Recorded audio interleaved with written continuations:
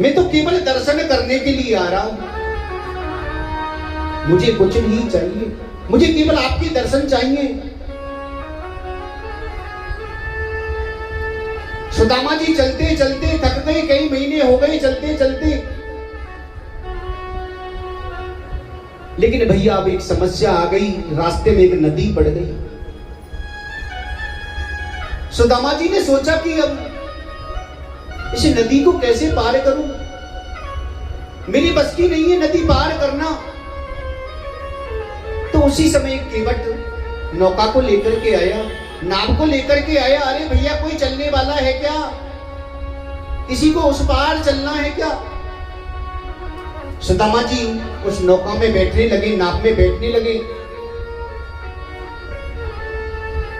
केवट ने कहा भैया बैठ तो रहे हो पर कछू है भी कि वैसे ही बैठ रहे हो? सुदामा जी ने कहा कि हमारे पास कछू नहीं है। सुदामा जी उतरने लगे, क्योंकि तुम बिना पैसे के पार लगाओगे नहीं, हमको नहीं जाना, जाओ। लेकिन केवट ने कहा कि,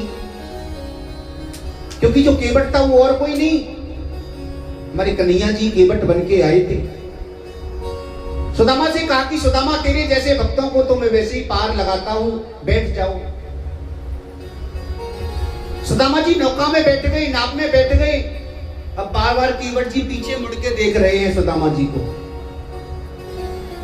सुदामा जी से नहीं रहा गया। सुदामा जी ने कहा कि अरे भैया ये बार बार मुड़ के क्या देख रहे हो?